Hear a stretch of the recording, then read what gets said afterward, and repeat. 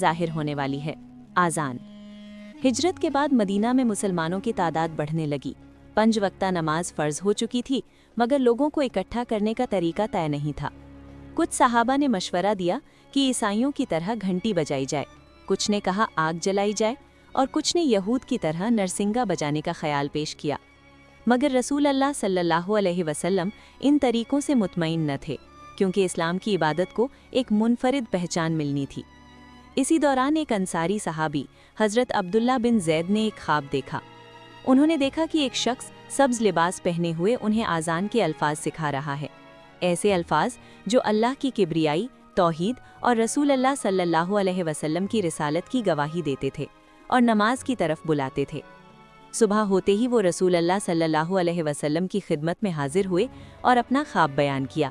نبی کریم صلی اللہ علیہ وسلم نے اس خواب کو سچا قرار دیا۔ احادیث میں آتا ہے کہ آپ صلی اللہ علیہ وسلم نے فرمایا کہ یہ خواب اللہ کی طرف سے ہے۔ اسی وقت حضرت عمر بن خطاب بھی آئے اور عرض کیا کہ انہوں نے بھی یہی الفاظ خواب میں سنے ہیں۔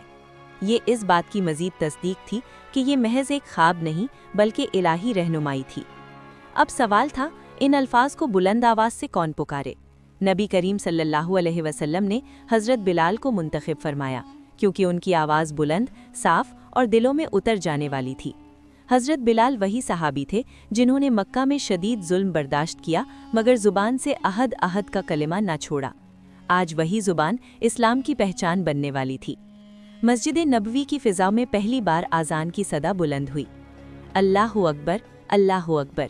مدینہ کی گلیوں میں یہ آواز گونج اٹھی، لوگ اپنے گھروں سے نکلے، بازاروں سے اٹھے اور مسجد کی طرف بڑھنے لگے۔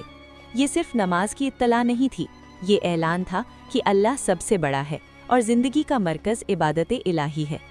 آذان کے الفاظ میں عقیدہ سمویا گیا، توحید، رسالت اور فلاح کی دعوت۔ حیا علی الصلاح، حیا علی الفلاح، آؤ نماز کی طرف، آؤ کامیابی کی طرف۔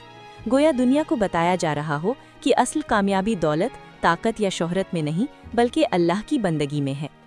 یہ آذان صرف مدینہ کی فضا تک محدود نہ رہی، وقت گزرتا گیا، اسلام پھیلتا گیا، اور یہی الفاظ صدیوں سے دنیا کے ہر کونے میں گونج رہے ہیں۔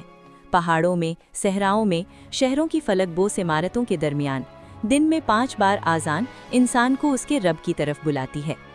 حضرت بلال کی پہلی آذان ہمیں یاد دلاتی ہے کہ اسلام صرف عقیدہ نہیں، ایک زندہ نظام زندگی ہے۔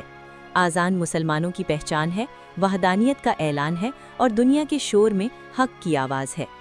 ہر آذان ہمیں وہی پیغام دیتی ہے جو مدینہ کی پہلی آذان نے دیا تھا، اللہ سب سے بڑا ہے، آؤ کامیابی کی طرف۔